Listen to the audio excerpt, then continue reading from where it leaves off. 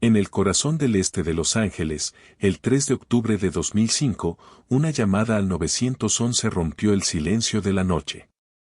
La voz en la línea pertenecía a la señora González, cuyas manos temblorosas informaban sobre gritos provenientes de la casa de los Ramírez, al lado. Cuando la policía llegó a las 8:15 de la noche, encontraron a David Ramírez muerto en el piso de la cocina, su esposa María aún sujetando el cuchillo manchado de sangre, y su hermana Elena, histérica, tratando de detener la hemorragia.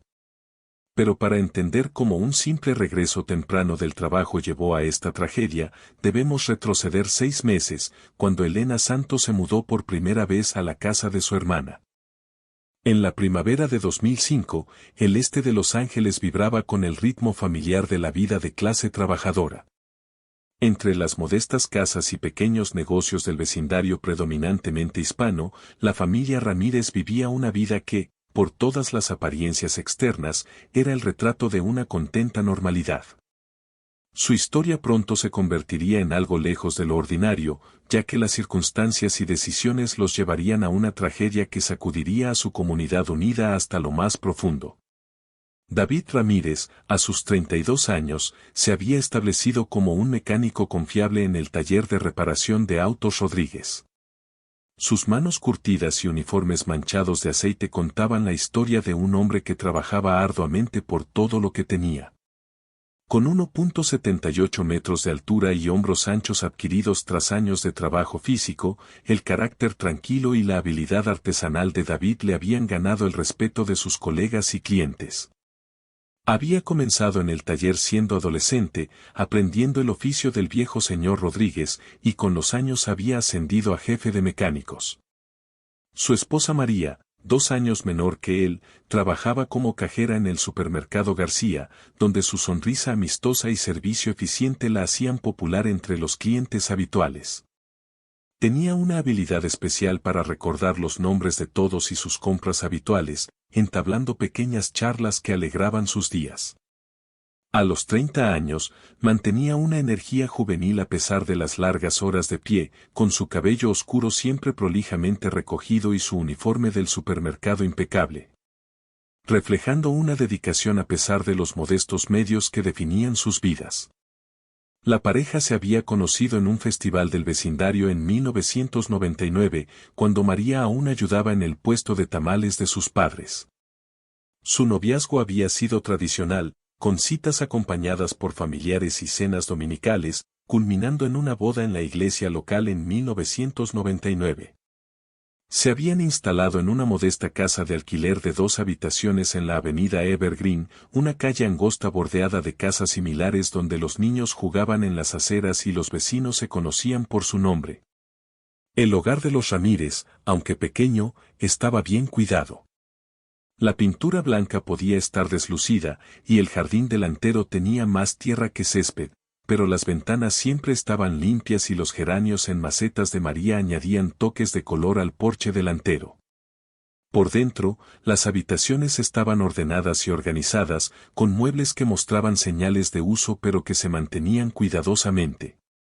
Fotos familiares decoraban las paredes, contando la historia de sus 6 años juntos. Una fuente de dolor silencioso en su matrimonio era su incapacidad para tener hijos. Habían estado intentando desde el día de su boda, pero el éxito les había sido esquivo. María había sufrido 2 abortos espontáneos, el último en 2004, y la experiencia les había dejado una tristeza persistente que rara vez discutían. Aún así, mantenían la esperanza, ahorrando lo que podían de sus modestos ingresos para tratamientos de fertilidad que aún no podían costear. A esta existencia asentada pero algo melancólica llegó Elena Santos, la hermana menor de María, en marzo de 2005. A sus 27 años, Elena había perdido recientemente su trabajo como mesera en un restaurante del centro cuando el establecimiento cerró inesperadamente. Con 3 meses de renta impaga acumulándose sobre su cabeza, recurrió a su hermana en busca de ayuda, y el hogar de los Ramírez le abrió sus puertas. La presencia de Elena trajo una nueva energía al hogar.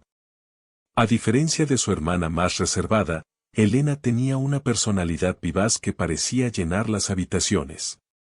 Su risa surgía con facilidad, y sus historias sobre clientes y compañeros de trabajo de sus días como mesera a menudo animaban las conversaciones durante la cena. Ocupó el pequeño segundo dormitorio, transformándolo de su anterior estatus como cuarto de almacenamiento en un espacio acogedor con sus pocas pertenencias. Las rutinas diarias del hogar se ajustaron rápidamente para acomodar a Elena. Las mañanas comenzaban con el aroma del café y el sonido de la vieja radio en la cocina, mientras los tres adultos se preparaban para sus días. David era el primero en salir, con el eco de sus pesadas botas de trabajo resonando en los escalones del porche mientras se dirigía al taller de autos para su turno de las 7 de la mañana. María lo seguía poco después, caminando las 6 cuadras hasta el supermercado donde trabajaba de 9 de la mañana a 5 de la tarde. Elena pasaba sus días buscando un nuevo empleo, llenando solicitudes en negocios locales y revisando los anuncios clasificados del periódico. David había comenzado a tomar turnos adicionales por las tardes en el taller de autos, diciéndole a María que quería ahorrar para el pago inicial de una casa. Esto significaba que a menudo no regresaba a casa hasta después de las 8 de la noche, con la ropa impregnada del olor a aceite de motor y los ojos cansados por las largas horas. María le dejaba la cena lista, manteniéndola caliente en el horno, y hablaban sobre sus días mientras Elena lavaba los platos, insistiendo en contribuir al hogar de cualquier manera que pudiera. El vecindario en sí era un personaje en sus vidas diarias. El sonido de los autos pasando por la autopista cercana proporcionaba un zumbido constante de fondo. La melodía del camión de helados flotaba en el aire todas las tardes alrededor de las 3 de la tarde. La anciana señora González, de la casa de al lado, a menudo les llevaba tamales extra, y el señor Chen, de la tienda de la esquina, guardaba los periódicos del domingo para la búsqueda de empleo de Elena. Sin embargo, bajo esta superficie pacífica, comenzaban a formarse tensiones sutiles. Los estrechos espacios de la pequeña casa significaban que la privacidad era un lujo escaso. Las largas horas de David significaban que él y María pasaban menos tiempo juntos que nunca. El continuo desempleo de Elena añadía presión financiera, aunque ella intentaba ayudar con las tareas del hogar y la cocina para compensarlo. Estas eran pequeñas presiones, del tipo que enfrentan muchas familias, pero resultarían ser las primeras grietas en lo que parecía ser una base sólida. A medida que la primavera se convertía en verano en el este de Los Ángeles, nadie en el hogar de los Ramírez podría haber predicho cómo sus vidas se desmoronarían en los meses siguientes. Los patrones ordinarios de sus días, los ritmos familiares de trabajo y hogar, pronto serían destrozados por decisiones que transformarían su historia de una de simple lucha a una de profunda tragedia. A medida que marzo dio paso a abril de 2005, las dinámicas dentro del hogar de los Ramírez comenzaron a cambiar de manera sutil pero irrevocable. María había empezado a trabajar turnos vespertinos en el supermercado García, de 4 a 11 p.m., para cubrir a una compañera en licencia de maternidad. Este cambio de horario significaba que David y Elena se encontraban solos en casa durante esas largas horas de la noche, una situación que resultaría peligrosa para todos los involucrados. Al principio, sus interacciones eran lo suficientemente inocentes. Elena cocinaba la cena, intentando retribuir la amabilidad de sus anfitriones. David llegaba a casa de su turno regular alrededor de las 6 de la tarde, cansado y oliendo a aceite de motor. Cenaban juntos en la pequeña mesa de la cocina, conversando casualmente sobre sus días. El silencio que seguía a las comidas se tornaba cada vez más cargado, lleno de una tensión no expresada. El primer cambio real ocurrió una noche a mediados de abril. David intentaba arreglar el grifo de la cocina que goteaba mientras Elena lavaba los platos. Sus manos se rozaron accidentalmente cuando ella le pasó una llave inglesa.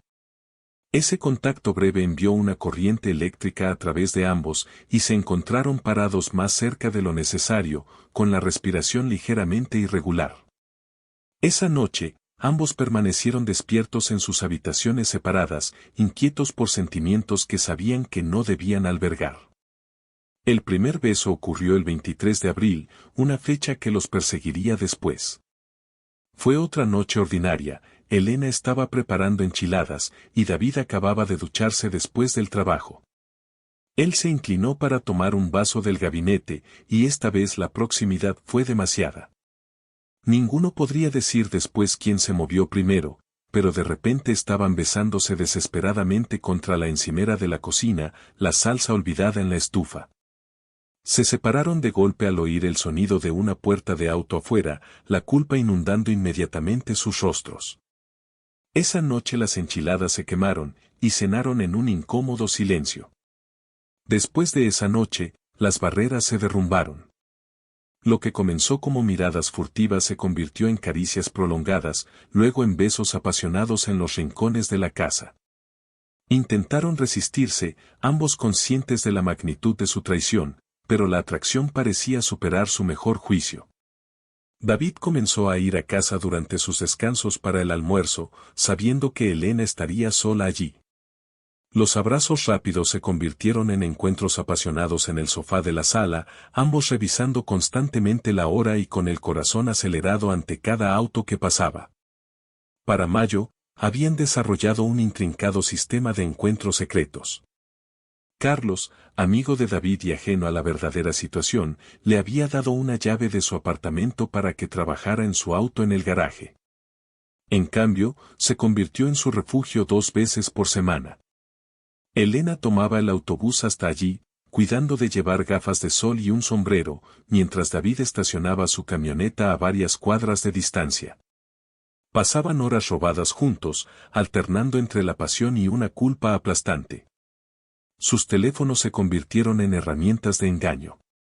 David tenía un simple teléfono de tapa, y él y Elena desarrollaron un código: una llamada perdida significaba todo despejado, 2 significaban hoy no. Los mensajes de texto eran crípticos: puedes revisar el correo, significaba nos vemos en lo de Carlos. Borraban obsesivamente sus historiales de llamadas, aunque Elena tuvo un susto cuando María casi vio un mensaje sospechoso. La culpa se manifestaba de maneras distintas en cada uno de ellos. David se volvió más callado en casa, evitando la mirada de María y volcándose en el trabajo con una energía casi maníaca. Elena desarrolló insomnio, permaneciendo despierta mientras escuchaba la respiración tranquila de su hermana en la habitación de al lado, odiándose a sí misma pero incapaz de detenerse.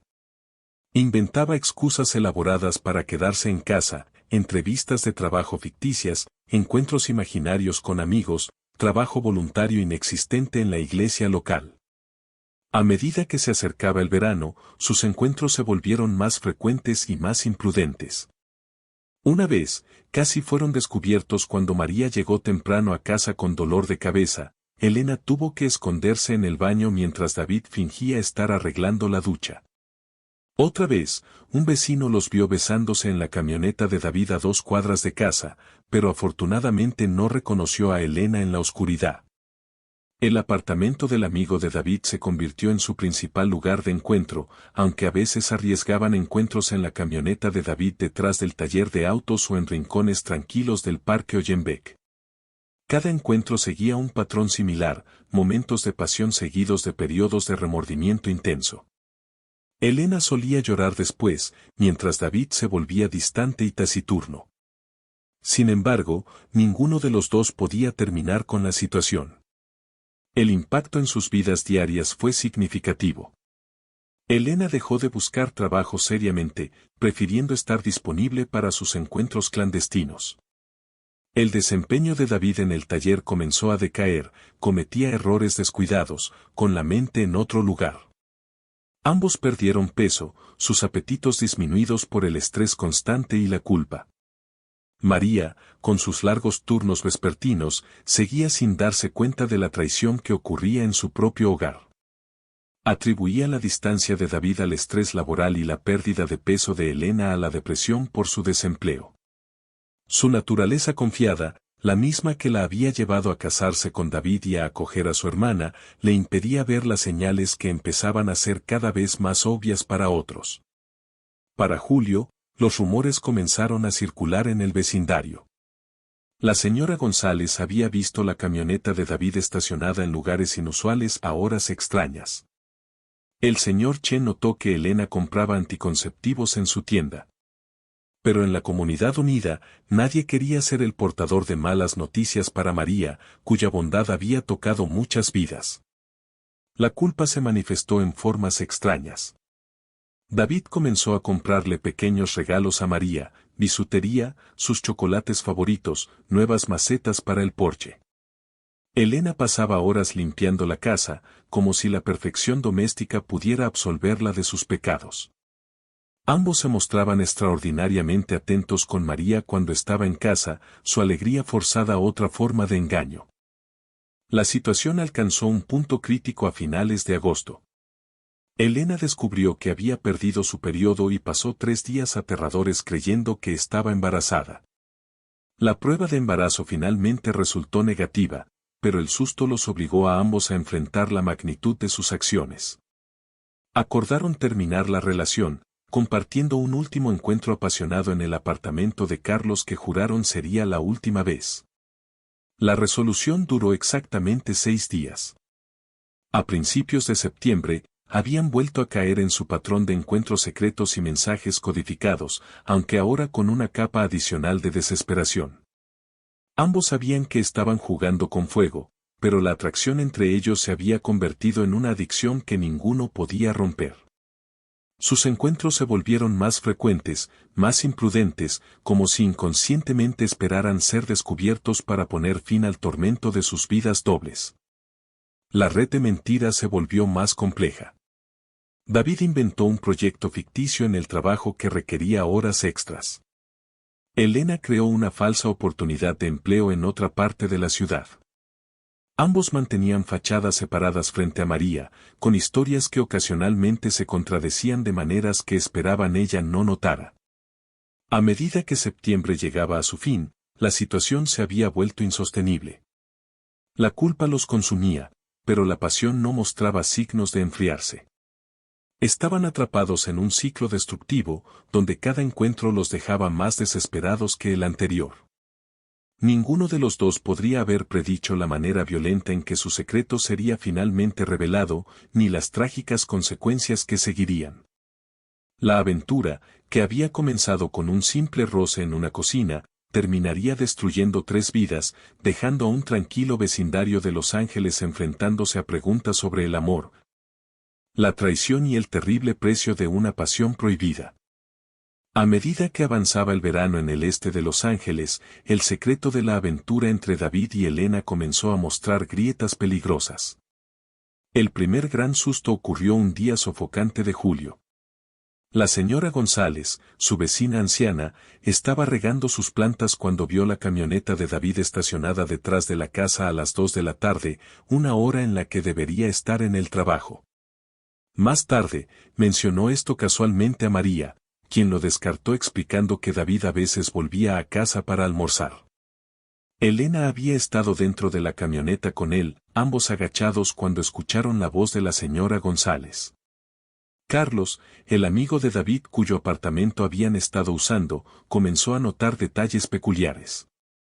La cama en su habitación de invitados a menudo estaba ligeramente desarreglada a pesar de que, supuestamente, nadie la usaba. Una tarde de agosto, llegó a casa inesperadamente y encontró cabellos largos y oscuros en su sofá, cabellos que podrían haber pertenecido a María o a Elena.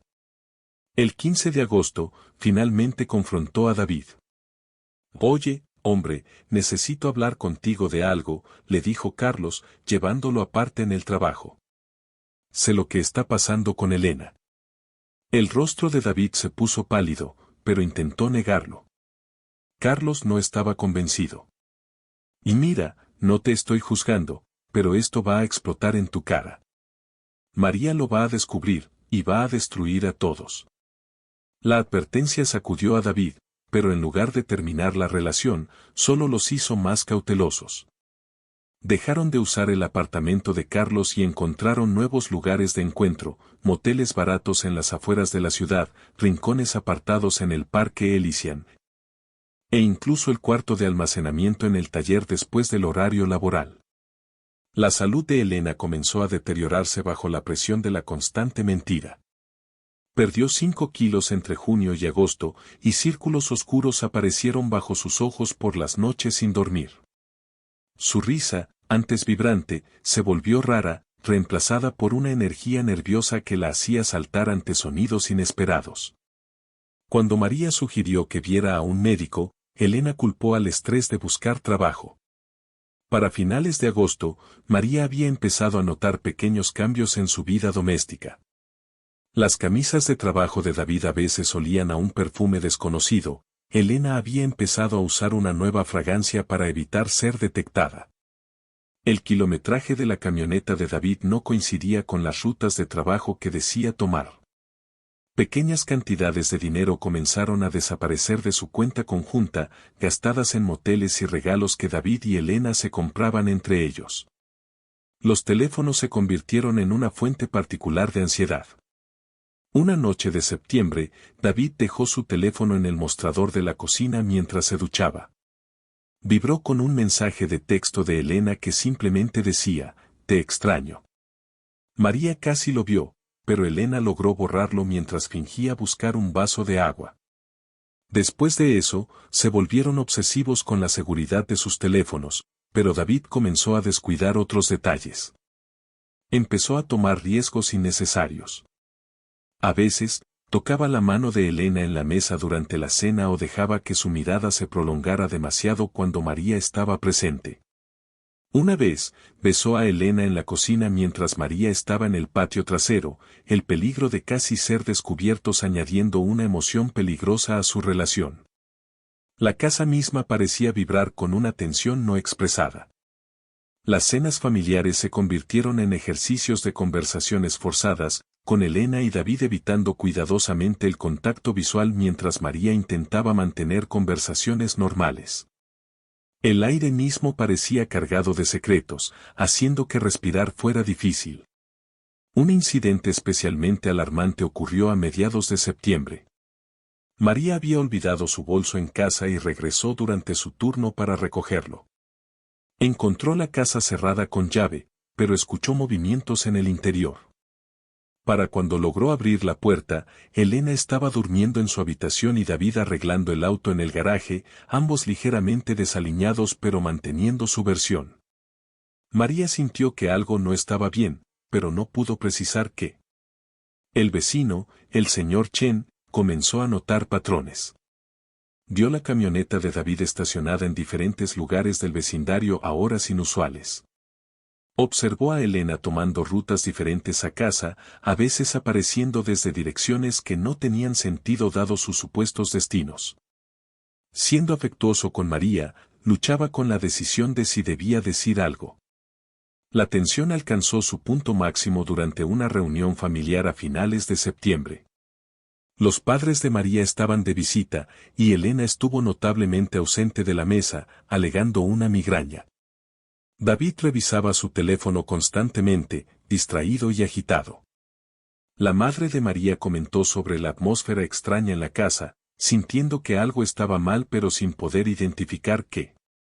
Esa noche, después de que los padres se fueron, María encontró un recibo en los pantalones de David mientras hacía la lavandería, un recibo de 2 cervezas en un bar al otro lado de la ciudad.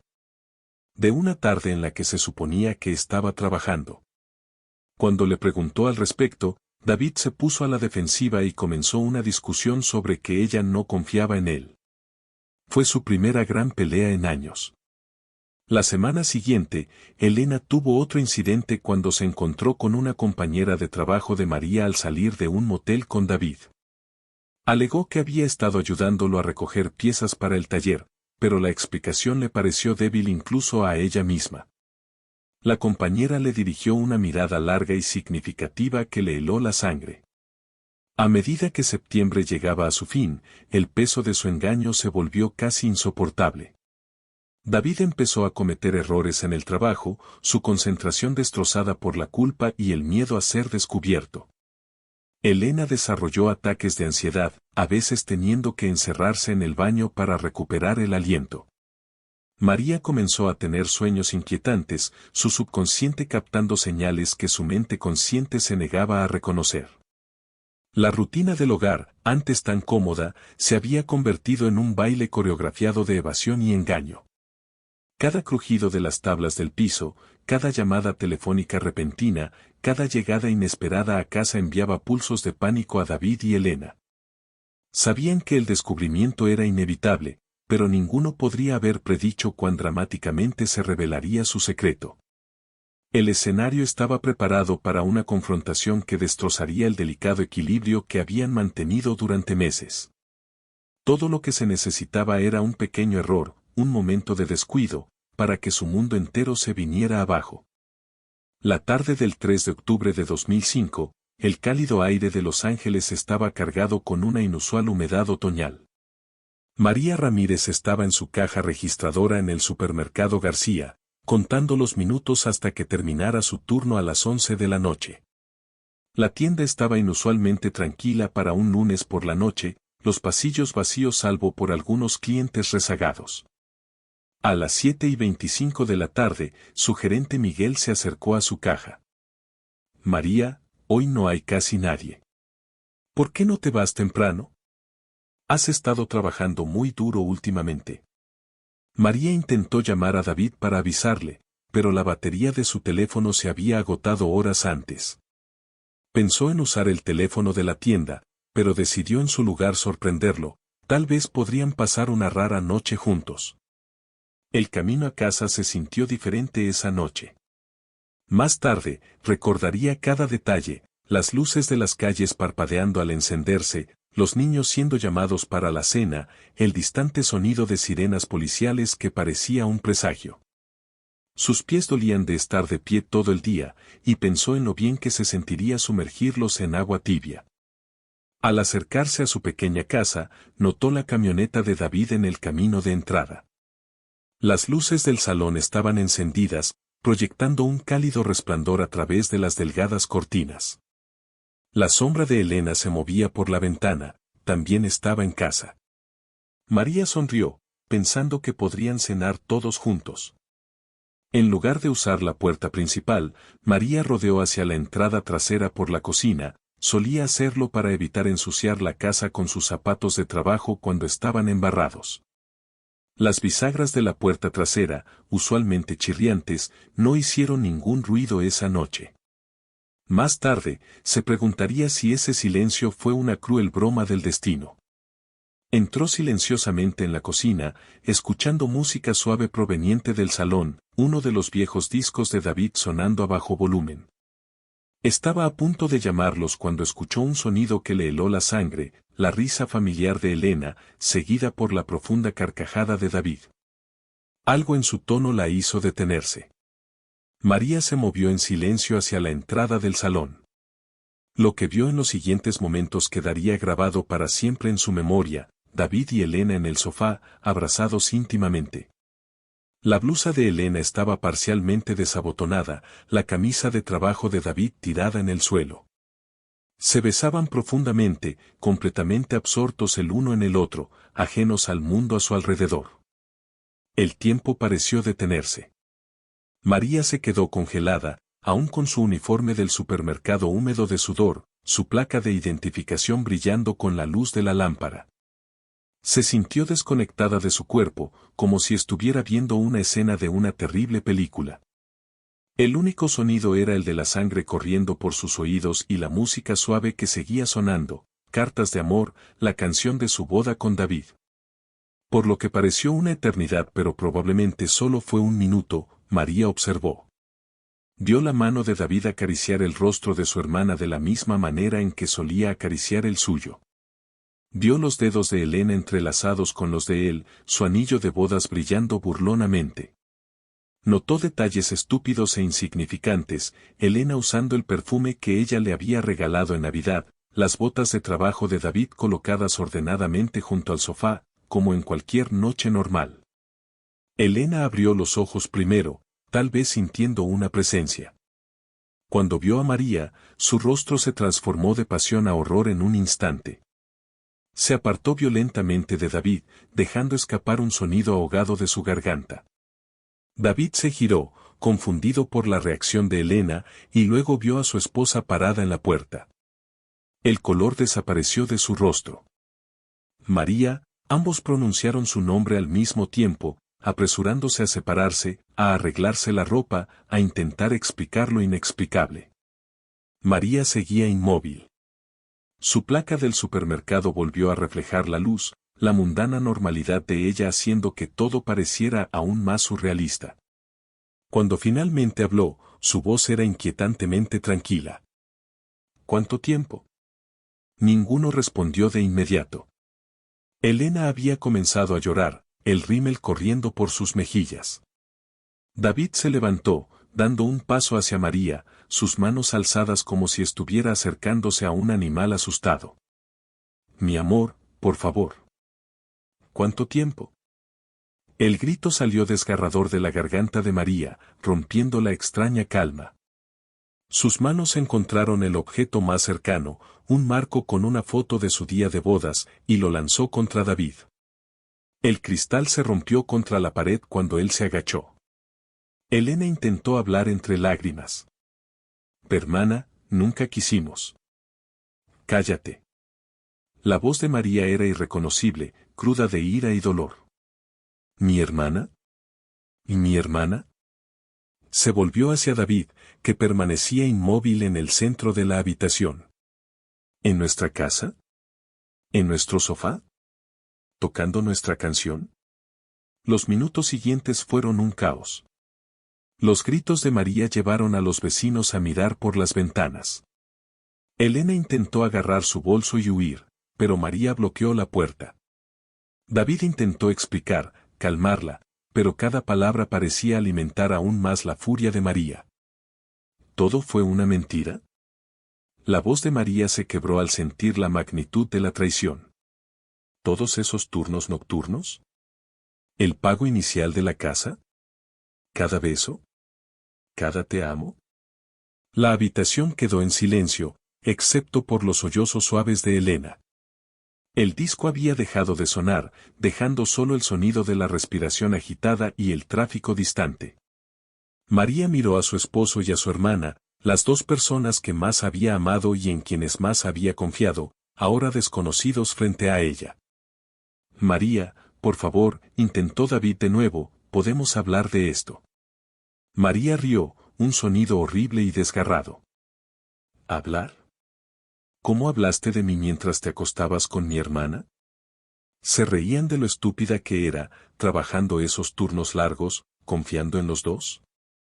Elena se había acorralado en una esquina, con el rostro enterrado entre sus manos. David permanecía en el centro de la sala, su camisa de trabajo aún en el suelo, en una escena congelada en el momento de la revelación. El impacto inicial comenzaba a disiparse, reemplazado por una rabia fría y clara que incluso asustaba a María. Se sintió avanzar hacia la cocina, su cuerpo actuando por su propia cuenta. Detrás de ella, podía escuchar las voces de David y Elena, suplicando, explicando, inventando excusas que no significaban nada. Nadie podría haber predicho lo que sucedería después, como un momento de descubrimiento se transformaría en violencia y tragedia. Cuando María llegó a la cocina, su mano encontró el bloque de cuchillos sobre el mostrador.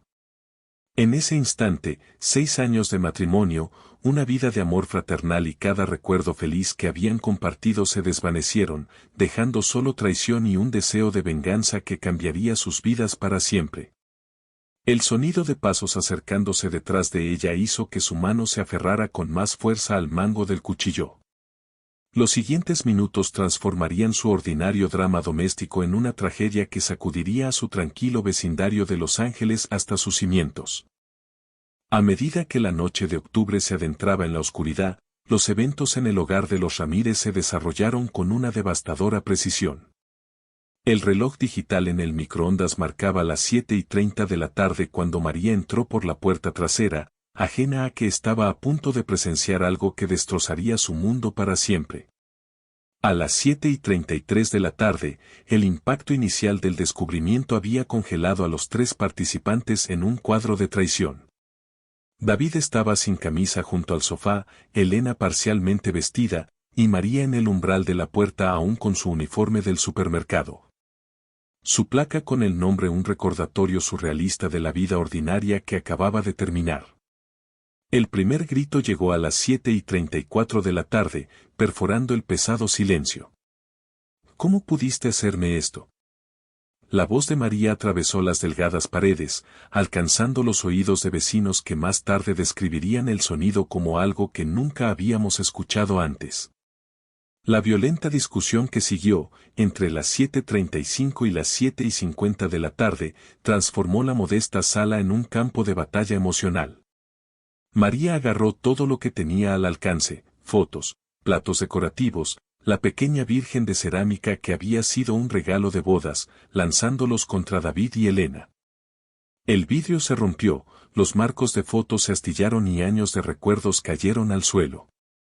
Confié en ustedes. En los dos.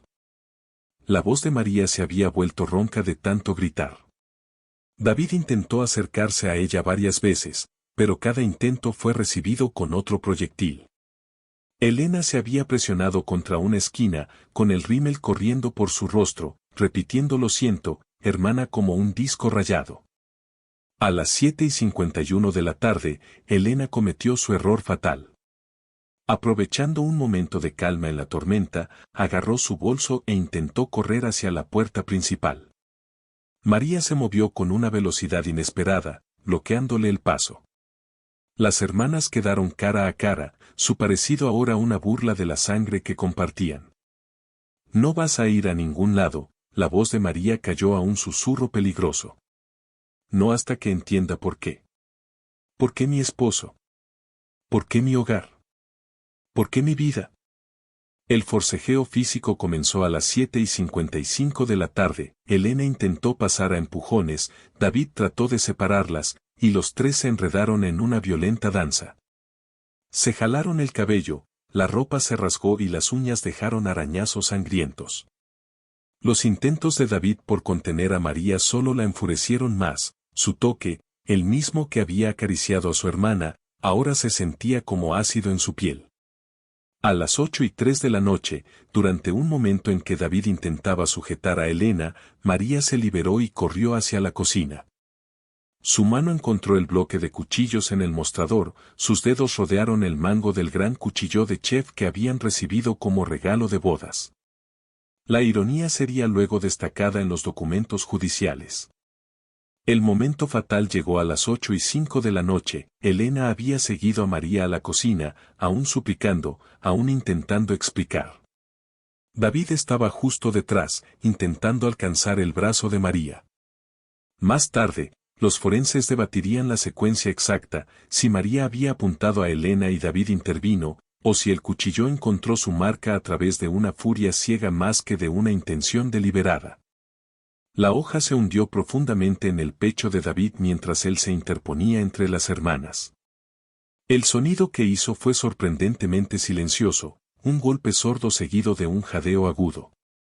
David miró el mango que sobresalía de su pecho con una expresión de incredulidad antes de colapsar sobre el piso de linóleo. La sangre se extendió rápidamente por su camiseta blanca, creando una mancha oscura que parecía negra bajo la luz fluorescente de la cocina. Los gritos de Elena llevaron a la señora González a su ventana a las 8:07 de la noche, lo que la impulsó a llamar inmediatamente al 911. «Algo horrible está pasando en la casa de los Ramírez», le dijo al operador, su voz envejecida temblando. «Hay gritos, creo que alguien está herido». Los siguientes 8 minutos se alargaron como una eternidad. María permaneció inmóvil, aún sujetando el mango del cuchillo, como si sacarlo pudiera deshacer lo que había sucedido. Elena había caído de rodillas junto a David, presionando sus manos contra la herida en un intento inútil de detener la hemorragia. Su sangre cubría sus dedos, mezclándose con sus lágrimas mientras le suplicaba que se mantuviera con vida. Las sirenas policiales rompieron la noche a las 8:15 de la noche. 2 patrullas llegaron primero, seguidas rápidamente por una ambulancia. Los oficiales encontraron la puerta principal abierta y entraron en una escena que incluso los policías más experimentados describirían después como emocionalmente devastadora. Una mujer semidesnuda cubierta de sangre tratando de salvar a un hombre moribundo, otra mujer inmóvil, sosteniendo un cuchillo ensangrentado, y evidencia de violencia doméstica esparcida por toda la casa. David Ramírez fue declarado muerto a las 8:23 de la noche, su sangre manchando el suelo de la cocina donde él y Elena habían compartido besos secretos apenas semanas antes. El cuchillo había perforado su corazón, según testificarían los médicos, causando la muerte en minutos. María no opuso resistencia cuando los oficiales la esposaron. Permaneció en silencio mientras le leían sus derechos, con los ojos fijos en el cuerpo de su esposo. Elena tuvo que ser apartada físicamente de David, su histeria requiriendo sedantes por parte de los paramédicos. Los vecinos se congregaron afuera, atraídos por las luces intermitentes y las sirenas. Miraron cómo colocaban a María en un coche patrulla, aún con su uniforme del supermercado y su alegre lema en que puedo ayudarle, ahora salpicado con la sangre de su esposo. Elena fue subida a una ambulancia, sedada pero aún sollozando el nombre de su hermana. Los investigadores de la escena del crimen llegaron antes de las 9 de la noche, comenzando el meticuloso proceso de documentar la tragedia. Fotografiaron el desorden en la sala, el vidrio roto y las fotos esparcidas que contaban la historia de una furia desatada.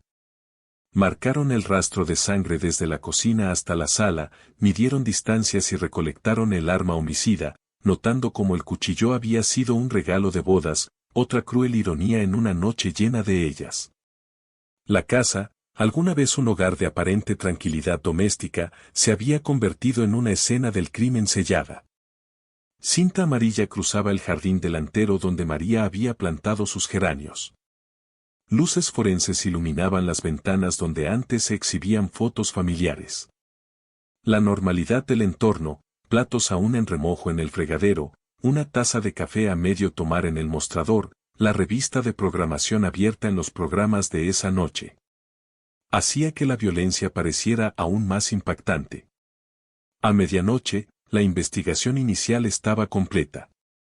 El cuerpo de David había sido retirado, María estaba en una celda de detención en la comisaría y Elena estaba bajo observación en el hospital local. Los vecinos se habían retirado a sus casas, aunque las luces permanecieron encendidas hasta altas horas de la noche mientras llamaban a familiares y amigos, compartiendo la impactante noticia de cómo el amor y la traición se habían transformado en muerte en su tranquila calle. La casa de los Ramírez permanecía vacía, sus habitaciones aún resonando con los sonidos de la destrucción y la muerte. El viejo tocadiscos en la sala seguía enchufado, la canción de su boda aún en el plato giratorio. Un testigo silencioso de lo rápido que el amor podía convertirse en tragedia y de cómo la pasión y la traición podían destruir 3 vidas en menos de una hora en una común noche de octubre. Al amanecer del 4 de octubre de 2005, la residencia de los Ramírez se había transformado en una escena del crimen meticulosamente organizada. La detective Sarah Chen dirigía la investigación, habiendo llegado poco después de que los agentes de patrulla aseguraran el lugar. La casa, como observó en su informe preliminar, narraba una historia de engaño premeditado y violencia espontánea. La cocina, donde David Ramírez exhaló su último aliento, se convirtió en el punto central de la investigación forense. El arma homicida, un cuchillo de chef Henkels de 8 pulgadas, yacía sobre el piso de linóleo, rodeado de sangre seca. El análisis de salpicaduras de sangre reveló que David estaba de pie cuando fue apuñalado, dando 2 pasos antes de colapsar. El patrón de las gotas gravitacionales sugería que permaneció con vida aproximadamente de 3 a 4 minutos después del apuñalamiento. La sala presentaba una escena caótica que documentaba la escalada del enfrentamiento. Los técnicos de CSI fotografiaron y recolectaron evidencias meticulosamente, marcos de fotos rotos estaban esparcidos por el suelo, incluida su foto de bodas que había sido estrellada contra la pared. La camisa de trabajo de David y la blusa de Elena estaban arrugadas cerca del sofá. El tocadiscos aún zumbaba suavemente, con su canción de boda congelada en el plato. Los registros telefónicos se convirtieron en un elemento crucial de la investigación. La detective Chen obtuvo órdenes judiciales para los 3 teléfonos, revelando una compleja red de engaño. El registro de llamadas de David mostraba comunicaciones diarias con Elena, y los mensajes eliminados recuperados exponían cientos de textos íntimos entre los amantes. Los datos de ubicación los situaban juntos en varios moteles durante los meses de verano. El último mensaje, enviado a las 7:15 de la tarde esa noche, decía simplemente, todo despejado, ven. Las declaraciones de los vecinos pintaron un cuadro vívido de los eventos de esa noche. La señora González, quien vivía al lado, describió haber escuchado el primer grito de María alrededor de las 7:30 de la tarde. Nunca la había escuchado sonar así, dijo a los investigadores, con sus manos temblorosas mientras daba su declaración. Luego escuché golpes, cosas rompiéndose. Cuando escuché a Elena gritar después, supe que tenía que llamar al 911. El señor Chen, el dueño de la tienda de la esquina, proporcionó contexto sobre las semanas previas a la tragedia, describiendo las crecientes compras de alcohol de David y el comportamiento nervioso de Elena. El equipo forense trabajó toda la noche, examinando cada detalle de la escena del crimen. El análisis de huellas dactilares reveló señales de lucha, con huellas borrosas en los marcos de las puertas y las paredes que contaban la historia del violento enfrentamiento. La evidencia de ADN confirmó contacto íntimo entre David y Elena, mientras que el análisis del patrón de sangre indicó que María apuñaló hacia abajo con fuerza significativa, sugiriendo un momento de intensa ira en lugar de una acción premeditada. El doctor James Morton realizó la autopsia el 5 de octubre y sus hallazgos añadieron detalles cruciales a la investigación.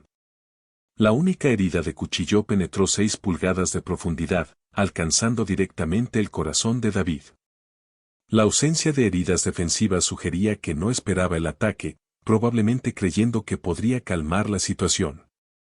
El médico forense fijó la hora de la muerte alrededor de las 8:20 de la noche, confirmando las líneas de tiempo de los testigos. La declaración de Elena en el hospital, tomada mientras aún estaba bajo sedación leve, proporcionó un contexto emocional a la evidencia física.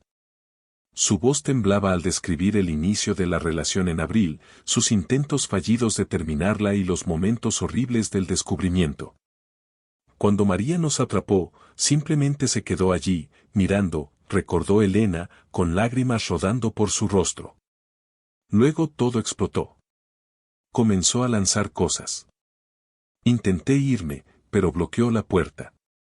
David trató de protegerme, oh Dios, David trató de protegerme. La entrevista inicial de María con la policía impactó a la detective Chen por su inquietante calma. Habló de manera desapegada, como si estuviera describiendo eventos que le hubieran sucedido a otra persona. Llegué temprano a casa. Mi teléfono estaba muerto, declaró sin emoción. Los vi juntos en nuestro sofá, tocando nuestra canción de boda. Él la estaba tocando como solía tocarme a mí. Recuerdo caminar hacia la cocina. Recuerdo el cuchillo. Después de eso, todo es rojo. La investigación descubrió una serie de evidencias que documentaban la relación clandestina, recibos de hotel en la camioneta de David. Un teléfono prepago en el bolso de Elena usado exclusivamente para sus comunicaciones, extractos bancarios que mostraban retiros sospechosos y grabaciones de cámaras de seguridad de moteles locales. Cartas de amor escondidas en la habitación de Elena revelaron la profundidad de su relación y la culpa que ambos cargaban. En un plazo de 48 horas, la detective Chen había armado una línea de tiempo exhaustiva que se convertiría en la columna vertebral del caso de la Fiscalía. Las pruebas apuntaban a un crimen pasional desencadenado por un engaño prolongado. María Ramírez fue acusada de homicidio en segundo grado, mientras que el estatus de Elena fluctuaba entre testigo y posible cómplice, ya que su papel en los eventos que llevaron al colapso de su hermana se convirtió en un tema de intenso debate legal. La investigación, marcada como caso Almohadilla 2005-10-437, continuaría durante semanas, pero esas primeras horas críticas habían revelado la verdad esencial.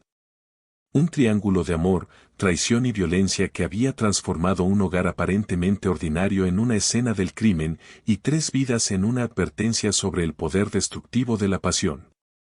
El juicio de María Ramírez comenzó el 15 de febrero de 2006 en el Tribunal Superior del Condado de Los Ángeles. La sala del tribunal estaba literalmente dividida por la lealtad familiar. La familia Ramírez se sentó detrás de María, con los rostros marcados por el dolor y la confusión, mientras que la familia Santos se reunió detrás de Elena, quien temblaba mientras esperaba para testificar como testigo clave. Los padres de David, que habían perdido a su único hijo, se sentaron solos en el medio, tratando de tender un puente entre las dos familias. La fiscalía, dirigida por el fiscal del distrito Robert Martínez, presentó un caso de asesinato premeditado, argumentando que María había elegido deliberadamente el cuchillo de cocina después de descubrir la relación. Subrayó la brutalidad del apuñalamiento, mostrando fotos de la escena del crimen que hicieron que varios miembros del jurado se estremecieran. El testimonio de Elena fue particularmente impactante, sus lágrimas parecían genuinas mientras describía cómo David se había interpuesto entre las hermanas en un último acto de protección. El abogado defensor Michael Cohen presentó una narrativa diferente, argumentando que se trataba de un crimen pasional. Imaginen, pidió al jurado, encontrar a su esposo y a su hermana juntos en su propia casa, con la canción de su boda de fondo. Este no es un caso de premeditación, sino el de una mujer llevada más allá del límite humano. Introdujo pruebas sobre la larga relación secreta, argumentando que la traición sostenida había creado una presión emocional insoportable que finalmente explotó. La cobertura mediática local fue intensa, con el Los Angeles Times publicando actualizaciones diarias. La historia resonaba profundamente en la comunidad, un relato de amor, traición y tragedia que podría haberle ocurrido a cualquiera. Cada día, equipos de televisión estacionaban sus cámaras fuera del tribunal, capturando la expresión atormentada de María mientras entraba y salía con su traje azul marino. Un marcado contraste con su antiguo uniforme del supermercado. El vecindario alrededor de la casa de los Ramírez también había cambiado. La señora González mantenía vivos los geranios de María, regándolos diariamente como si preservar esa pequeña parte de normalidad pudiera de alguna manera sanar las heridas de la comunidad. La tienda del señor Chen se convirtió en un centro de chismes locales, con los clientes aún debatiendo si alguien debería haber hablado antes sobre el romance que todos sospechaban. Después de 3 semanas de testimonios, el jurado deliberó durante 4 días. Regresaron con un veredicto de homicidio voluntario, aceptando el argumento de la defensa sobre la extrema angustia emocional. El juez, señalando el historial impecable de María y las circunstancias extraordinarias, la sentenció a 12 años en una prisión estatal. Elena dejó Los Ángeles inmediatamente después del juicio, mudándose a Arizona para escapar de los susurros y las miradas acusadoras. Más tarde, le diría a un periodista que cargaba con 2 pesares, la culpa de haber traicionado a su hermana y el conocimiento de que sus acciones habían llevado a la muerte de David. Nunca se casó, dedicando su vida al trabajo voluntario con sobrevivientes de violencia doméstica. Las familias Ramírez y Santos, que alguna vez fueron cercanas, se convirtieron en extrañas. Las reuniones familiares quedaron permanentemente divididas, con los primos más jóvenes creciendo entre susurros sobre por qué nunca veían a ciertos parientes. Los padres de David vendieron su taller de reparación de autos, incapaces de enfrentar el recordatorio diario de la ausencia de su hijo. La casa en la avenida Evergreen permaneció vacía durante 1 año, su reputación dificultando su venta. Cuando finalmente se vendió, los nuevos propietarios demolieron por completo la cocina, como si intentaran borrar la tragedia que ocurrió allí. Los vecinos nunca les contaron por qué los antiguos dueños se habían ido. 5 años después, una periodista que escribía un libro sobre el caso entrevistó a María en prisión. Había envejecido considerablemente, con su cabello negro ahora salpicado de canas. Perdí todo esa noche, dijo en voz baja. Mi esposo, mi hermana, mi libertad, mi futuro. A veces me pregunto si también morí, y este es solo mi fantasma viviendo estos días. El caso se convirtió en una advertencia en la comunidad del este de Los Ángeles, discutido en tonos susurrados en reuniones familiares. A las parejas jóvenes se les recordaba que el amor requiere confianza, y que una vez rota, puede conducir a consecuencias inimaginables. Los grupos de iglesias locales usaban la historia en sesiones de consejería matrimonial, aunque cambiaban los nombres por respeto a las familias. 10 años después de la tragedia, en una cálida noche de octubre muy parecida a aquella en que todo se desmoronó, la señora González aún cuida los geranios que florecen frente a la antigua casa de los Ramírez. Son plantas diferentes ahora, pero las mantiene rojas, como siempre hacía María. A veces ve a Elena pasar lentamente en coche frente a la casa cuando visita Los Ángeles, sin detenerse, solo mirando. Y a veces, en noches muy silenciosas, los residentes más viejos juran que todavía pueden escuchar el eco de ese primer grito, el momento en que un hogar ordinario se convirtió en una tragedia. Los archivos del caso acumulan polvo en el Tribunal del Condado de Los Ángeles, pero las lecciones permanecen frescas, como el amor puede convertirse en traición, la traición en violencia. Y como 3 personas ordinarias que compartían cenas de domingo y mañanas de Navidad se convirtieron en advertencias en los periódicos.